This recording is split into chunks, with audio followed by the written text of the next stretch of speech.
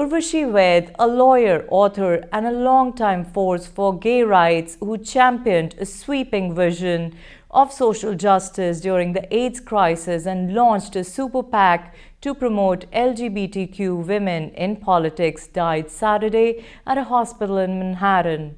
She was 63. The cause was cancer, said her friend Richard Burns, board chairman of the American LGBTQ Plus Museum. Vaid was a fellow board member at the New York City Museum, which aims to open its doors in 2025.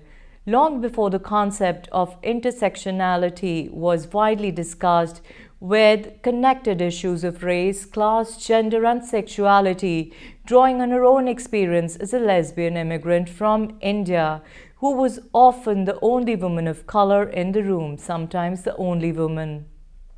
She wanted us as gay activists to come out of our silo and to realize that our movement was LGBT. Equality had to be part of a much broader movement for justice and change in the country, said Burns, the former executive director of the Lesbian, Gay, Bisexual and Transgender Community Center in New York City. It took years for people to hear that message and internalize that message.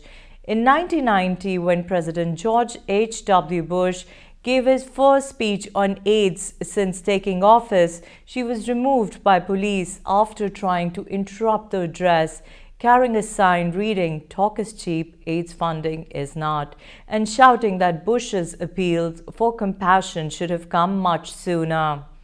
During the 1993 March on Washington for Gay Rights, Vaid addressed an audience estimated at some 1 million people and called for the end of racism and sexism and bigotry, for the end of violence and discrimination and homophobia, and for the end of sexism.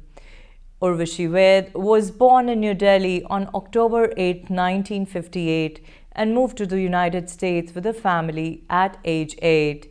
Survivors include Vaid's wife and partner since 1988, comedian Kate Clinton of Manhattan, and 2 sisters.